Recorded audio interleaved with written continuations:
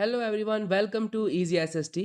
आज हम लोग करने वाले हैं क्लास 8th एसएसटी का पहला चैप्टर जिसका नाम है natural resources and they use, उसके क्वेश्चन आंसर्स। इस पे हमने 3 वीडियोस बना लिए हैं, पार्ट 1, पार्ट 2 और पार्ट 3। आप वो जाके देखिए। तो आज चलिए शुरू करते हैं क्वेश्चन नंबर 1। तो चलिए एक एक करके रीड करते हैं और इसके आंसर्स हम लोग देखते हैं। पहला क्वेश्चन है, what can make what is today a renewable resource non renewable tomorrow, describe some actions that can prevent this from happening. तो कह रहा है कि कौन सी चीज़ ऐसी है जो कि आज अगर एक रिन्यूएबल रिसोर्स है उसे वो कल एक नॉन रिन्यूएबल रिसोर्स बना सकती है। और कुछ ऐसे एक्शंस हमें बताइए जो इस चीज़ को होने से रोक सके, यानी कि प्रिवेंट कर सके। ठीक है, तो इसका आंसर नीचे मैंने दे रखा है, चलिए देखते हैं। तो आंसर है, following are the reasons that can make a renewable source today a non renewable resource tomorrow. सबसे पहला है over exploitation of renewable resources beyond their restoration capacity. यानी कि अगर हम रिन्यूएबल रिसोर्सेज को ओवर एक्सप्लॉयट करते रहेंगे उनकी रीजनरेशन या रीस्टोरेशन कैपेसिटी के बियॉन्ड, तो वो कल को एक नॉन रिन्यूएबल रिसोर्स हमारे लिए बन सकते हैं। एक एग्जाम्पल बुक में बड़ी अच्छी दे रखी थी, वो थी कि if we harvest timber at a fast rate then a forest can grow trees. तो इवेंचुअली क्या होगा, हमारे फॉरेस्ट जो होंगे वो डिप्लीट हो जाएंगे। ठीक है, अगला पॉइंट है, not giving time to renewable resources to replenish and restore themself. कि हम रिन्यूएबल रिसोर्सेज को अगर टाइम ही नहीं देंगे कि वो खुद ब खुद रिस्टोर और रिप्लेनिश हो जाए, तो वो एक दिन हमारे लिए नॉन रिन्यूएबल रिसोर्स बन जाएंगे। और तीसरा पॉइंट है, वेस्टिंग रिन्यूएबल रिसोर्सेज। अगर हम रिन्यूएबल रिसोर्सेज को वेस्ट करते रहेंगे, ठीक है, अननेसेसरी उनको यूज़ करेंगे, अननेसेसरी वेस्टेज करेंगे, तो कल को वो हमारे लिए नॉन रिन्यूएबल रिसोर्स में बदल जाएंगे। अब इस चीज़ को होने से क्या चीज़ प्रिवेंट करेगी हमें, वो हम पॉइंट्स एक एक करके देखते हैं। सबसे पहले हमें क्या करना है कि हमें जो इस चीज़ को प्रिवेंट करे वो है कि we should use renewable resources beyond their restoration capacity. कि हमें रिन्यूएबल रिसोर्सेज को उनकी रीस्टोरेशन कैपेसिटी के बियॉन्ड यूज़ नहीं करना है। ठीक है, दूसरा पॉइंट है कि we should give time to renewable resources to replenish and restore themselves. कि हमें रिन्यूएबल रिसोर्सेज को टाइम देना है कि वो रिप्लेनिश और रिस्टोर हो जाएं खुद ब खुद। ठीक है, थर्ड पॉइंट है कि हमें वेस्टेज को मिनिमाइज करनी है रिन्यूएबल रिसोर्सेज की। तो ये कुछ ऐसे तरीके हैं जिससे हम इस चीज़ को प्रिवेंट कर सकते हैं कि जो आज हमारा रिन्यूएबल रिसोर्स है वो कल हमारा नॉन रिन्यूएबल रिसोर्स ना बन जाए। ठीक है, तो चलिए अगला क्वेश्चन देखते हैं। Name 5 ecosystem functions that some serve humans. तो कुछ ऐसे इकोसिस्टम फंक्शंस हमने देखने हैं जो कि ह्यूमंस को सर्व करते हैं। ठीक है, इकोसिस्टम आपने क्लास 7th में पढ़ रखा है। ठीक है, इकोसिस्टम क्या होता है, एक ऐसा सिस्टम होता है जिसमें all the living organisms interact with the environment and with themselves. तो ये है एक इकोसिस्टम। ठीक है, तो आपको मैं बता दूं कि सबसे जो छोटा स्मॉलेस्ट इकोसिस्टम है वो है एक ट्री। क्योंकि ट्री जो है उस पर बर्ड्स भी होते हैं, इंसेक्ट्स भी होते हैं। ठीक है, और वो जो बर्ड्स और इंसेक्ट्स होते हैं ट्री के साथ इंटरेक्ट करते हैं, एनवायरनमेंट के साथ इंटरेक्ट करते हैं। तो एक ट्री जो है वो एक सबसे छोटा इकोसिस्टम की एग्जांपल है। ठीक है, तो सबसे पहला इकोसिस्टम है फॉरेस्ट इकोसिस्टम। तो ये फॉरेस्ट इकोसिस्टम कैसे सर्व करता है, ये हमें टिम्बर देता है, फूड देता है, वाटर साइकिल को रेगुलेट करता है, ऑक्सीजन देता है, और बहुत सारी हर्ब्स और शर्ब्स हमसे हमसे हम यहाँ से ले सकते हैं फॉरेस्ट से। ठीक है, और ये रेनफॉल और क्लाइमेट को भी जो है कि चेंज होने से हमें रोकता है उस चीज़ को। ठीक है, अगला इकोसिस्टम है ग्रास लैंड इकोसिस्टम। ये क्या करता है, ये लाइफ स्टॉक के लिए फूड प्रोवाइड करता है, सॉइल इरोजन को प्रिवेंट करता है। और कुछ ग्रासलैंड्स ऐसे हैं कि बहुत फर्टाइल हैं ग्रासलैंड्स वर्ल्ड में, जहाँ पर कि वीट भी उगाया जाता है। ठीक है, थर्ड है ओशन इकोसिस्टम। अब ओशन इकोसिस्टम कैसे सर्व करता है ह्यूमंस को, ये भी फूड प्रोवाइड करता है, sea food, marine food provide करता है। It acts as carbon sinks. ये क्या करता है, एटमॉस्फेयर से कार्बन डाइऑक्साइड को एब्जॉर्ब करता है। ठीक है, और क्या काम करता है, ये भी ऑक्सीजन जो है प्रोवाइड करता है। तो ऐसा माना गया है कि वर्ल्ड का 40 to 50% ऑक्सीजन जो है वो हमें सी प्रोवाइड कर रहा है। तो नेक्स्ट इकोसिस्टम जो ह्यूमंस को सर्व कर रहा है वो है रिवर इकोसिस्टम। रिवर क्या करता है, हमें फ्रेश वाटर प्रोवाइड कर रहा है। ठीक है, और हमें पानी प्रोवाइड कर रहा है हमारे इरिगेशन के लिए। और रिवर भी हमें क्या कर रहा है, फूड भी प्रोवाइड करता है in the form of fish, जो फ्रेश वाटर फिश रहती हैं, फ्रेश वाटर श्रिम्प्स रहते हैं। ठीक है, तो रिवर इकोसिस्टम भी ह्यूमंस को सर्व कर रहा है, ठीक है, और हमारा अंडरग्राउंड वाटर को भी रिप्लेनिश करता है रिवर इकोसिस्टम। नेक्स्ट है सॉइल इकोसिस्टम।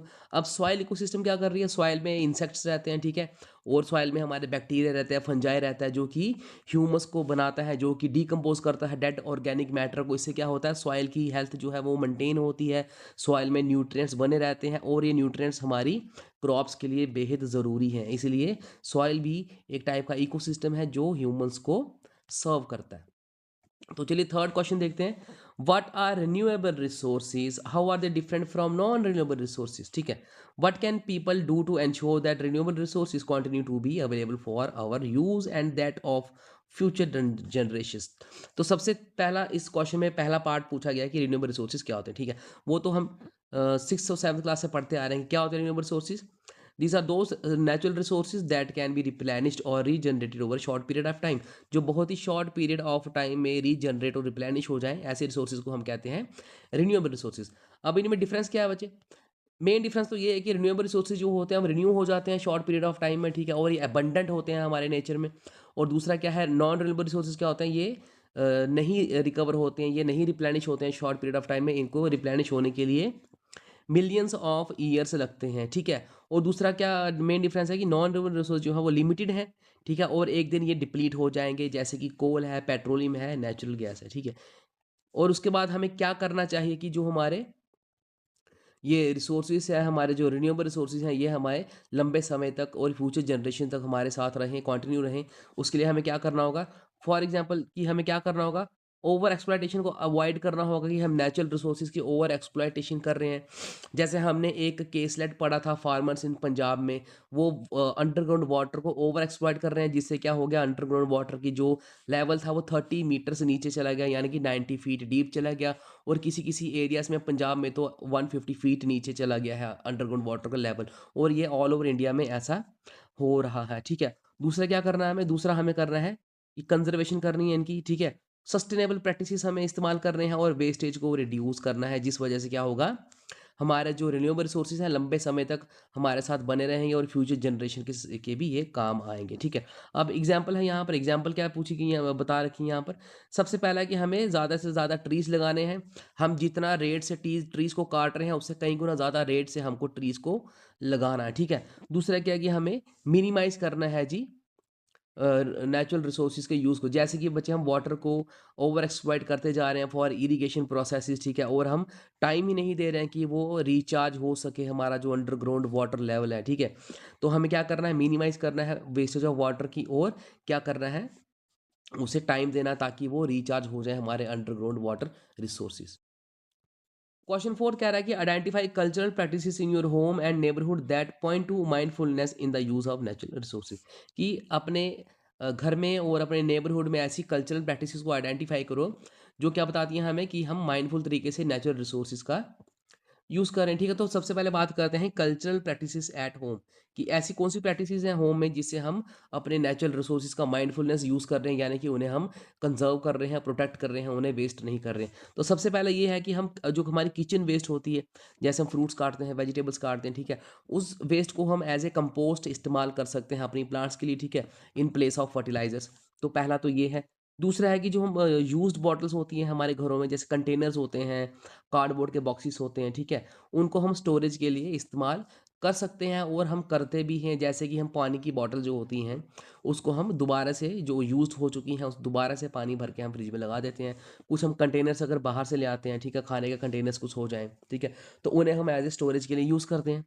और जो हमारे कार्डबोर्ड बॉक्सेस होते हैं उन्हें भी हम स्टोरेज के लिए यूज़ कर सकते हैं, ठीक है। नेक्स्ट पॉइंट है कि reducing water wastage, use reusing waste water for washing vegetables. अगर हम वेजिटेबल्स, फ्रूट्स और राइस को वॉश करते हैं, ठीक है, उन्हें पकाने से पहले या खाने से पहले, और वो जो यूज्ड वाटर है उसे हम रीयूज़ कर सकते हैं दोबारा से अपने प्लांट्स को देने के लिए। इससे क्या होगा, हमारा mindfulness use of natural resource होगा, कि हम दोबारा से पानी को यूज़ कर सकते हैं अपने प्लांट्स के लिए, जिससे हमारा वाटर जो है वो कंजर्व होगा, ठीक है। तो अगला है जी rain water harvesting technique. Water को स्टोर करने के लिए ये भी एक कल्चरल प्रैक्टिस है। इसमें एक राजस्थान की एग्जांपल है, वहाँ पर rain water harvesting technique use की जाती है, क्योंकि राजस्थान में पानी की बहुत ज़्यादा कमी है। वहाँ पर घरों में भी रेन वाटर हार्वेस्टिंग की टेक्निक यूज़ की जाती है, और कम्युनिटी में भी रेन वाटर हार्वेस्टिंग की टेक्निक यूज़ की जाती है, ठीक है। तो सबसे पहले इंडिया में कौन सी स्टेट थी जिसने रेन वाटर हार्वेस्टिंग को इम्प्लीमेंट किया था, वो थी तमिलनाडु, ठीक है। नेक्स्ट क्या है जी, using ash as insecticides in place of chemicals. जो ऐश होती है जब हम बर्न करते हैं वुड को, ठीक है, या फिर पेपर्स को बर्न करते हैं, जो ऐश पीछे रेजिड्यू रह जाता है उसे हम एज इंसेक्टिसाइड्स यूज़ कर सकते हैं अपने वेजिटेबल प्लांट्स पे जो हम घरों में लगाते हैं, in place of chemicals to avoid insects, ठीक है। अब हमारे नेबरहुड में कौन सी कल्चरल प्रैक्टिसेस हैं, जैसे कि बच्चे अगर हम विलेजेस वाली साइड चले जाएं तो वहाँ पर काऊ डंग इस्तेमाल लोग कर सकते हैं और करते भी हैं as a manure in place of fertilisers. और क्या होता है गांव में, क्या होता है, और गांव में भी सिटीज़ में भी क्या होता है, हम सेक्रेड ट्रीज होते हैं जिसे हम वर्शिप करते हैं, और वो ट्री जो है वो उनको काटने से हम प्रोटेक्ट करते हैं। हमने ऊपर लेक्चर में पढ़ा था सेक्रेड ग्रुप्स, ठीक है। ये सेक्रेड ग्रुप जो है those are of cultural importance, तो उन्हें हम नहीं काटते हैं, ठीक है। बेशक वो नेचुरल रिसोर्स हैं बट हम उन्हें नहीं काटते हैं, ठीक है। अब क्या हम जूट के बैग्स यूज़ कर सकते हैं, हैंड बैग्स, या फिर क्लॉथ हैंड बैग्स यूज़ कर सकते हैं इन प्लेस ऑफ प्लास्टिक, अगर हम मार्केट में से कुछ सामान लेने जा रहे हैं, ठीक है। और कई जगहों पर क्या हो रहा है कि गोबर गैस और बायोगैस प्लांट्स भी यूज़ कर रहे हैं in case of natural, in place of natural gas. और क्या करना हमें, हम ये करते हैं कि स्ट्रीट लाइट्स जो दिन में चलती रहती हैं अननेसेसरी, उन्हें हम जाके बंद कर देते हैं, क्यों, टू कंजर्व एनर्जी। अगला है कि हम पब्लिक ट्रांसपोर्ट को ज़्यादा से ज़्यादा इस्तेमाल करें इन प्लेस ऑफ प्राइवेट व्हीकल्स, ताकि हमारे जो फॉसिल फ्यूल्स हैं वो कंजर्व रहें। तो ये सारे कॉमन एग्जांपल्स मैंने यहाँ पर आंसर्स में लिखी है कि हम ये सब करते ही हैं अपनी रोज़मर्रा की लाइफ में, ठीक है। कहीं ना कहीं मोस्ट ऑफ द टाइम ये जो पॉइंट्स मैंने लिखे हैं ऊपर, in at home, at in neighbourhood, ये हम करते ही करते हैं सब लोग, ठीक है। तो ये सारे हमारे रियल लाइफ से जो हैं वो एग्जांपल्स हैं कि हम ऐसा करते हैं। लास्ट क्वेश्चन है, what are some considerations to keep in mind in the production of goods for our current use. तो कह रहा है कि हम अपनी जो करंट यूज़ के लिए जो प्रोडक्शन कर रहे हैं उसके लिए हमें किन चीज़ों को अपने जहन में रखना है, ठीक है। तो देखते हैं, सबसे पहला है कि using renewable and non renewable sustainable and responsible manner. तो हमें अपने जो रिन्यूएबल और नॉन रिन्यूएबल रिसोर्सेज हैं जो उनको रिस्पॉन्सिबल मैनर में और सस्टेनेबल मैनर में यूज़ करना, यानी कि we have to use them wisely and judiciously. Next point है, हमें क्या करना है, हमें रिसोर्सेज की जो वेस्टेज है ड्यूरिंग प्रोडक्शन प्रोसेस को उसको अवॉइड करना है, ठीक है। जैसे हमें ओवर यूज़ नहीं करना है, जैसे इलेक्ट्रिसिटी का, वाटर का, इनका वेस्टेज हमें अवॉइड करना है। और फिर कह रहा है कि जो वेस्ट निकलती है प्रोडक्शन प्रोसेस में, ठीक है, जैसे स्मोक निकलती है और वेस्ट वाटर निकलता है, ठीक है, हमारी इंडस्ट्री में से, उसे हमें डायरेक्टली जो है वाटर बॉडीज़ में डिस्चार्ज नहीं करना है, और स्मोक को डायरेक्टली एयर में डिस्चार्ज नहीं करना है, और सॉइल में भी हमें वेस्ट प्रोडक्ट्स को डिस्चार्ज नहीं करना है विदाउट ट्रीटिंग दैम। इससे क्या होगा, हमारा सॉइल जो है वो डिप्लीट होगी, हमारा जो है वाटर जो है वो डिप्लीट होगा, गंदा होगा, और अल्टीमेटली हमारा ग्राउंड वाटर भी कंटेमिनेट इससे हो सकता है। नेक्स्ट पॉइंट क्या रहा है कि अगर पॉसिबल है तो हमें दूसरे sustainable methods of production of goods के यूज़ करने हैं। कौन से मेथड्स, जैसे कि हमें प्लांट बेस्ड प्रोडक्ट्स यूज़ कर सकते हैं, ठीक है, प्रोडक्शन प्रोसेस में प्लास्टिक वेस्ट का इस्तेमाल कर सकते हैं। ये हमने एक एग्जांपल पढ़ी थी जब चैप्टर हम कर रहे थे, उसमें केसलेट था, केसलेट ऑफ सीमेंट, कि सीमेंट इंडस्ट्री जो है it's one of the most polluting industries, ठीक है। ये क्या करती है, ये प्लांट की यील्ड को कम करती है, क्योंकि इसकी डस्ट जो है प्लांट्स पे बैठ जाती है, और विच क्या करती है, which stops the process of photosynthesis. तो उसका एक सोल्यूशन क्या था कि हमें कुछ सस्टेनेबल मेथड यूज़ करने हैं, जैसे कि हम मड और सैंड का यूज़ कर सकते हैं with the use of modern technology. Plastic waste का इस्तेमाल कर सकते हैं for our buildings in place of cement, ठीक है। लास्ट पॉइंट है कि हमें clean source of energy use करने हैं हमारे प्रोडक्शन प्रोसेस के लिए, ठीक है। Most of the production process में इलेक्ट्रिसिटी यूज़ हो रही है, ठीक है, और हमें इलेक्ट्रिसिटी यूज़ करनी है from solar plants, from hydro electric power plants, ठीक है, फ्रॉम विंड मिल्स एटसेट्रा। हमें अवॉइड करना है कौन से सोर्स ऑफ एनर्जी, कोल और पेट्रोलियम इन अवर प्रोडक्शन प्रोसेस। तो ये थे हमारे 6 क्वेश्चंस जो थे हमारे इस चैप्टर से। तो इनके पीडीएफ मैं नीचे लिंक में डाल दूंगा, ठीक है।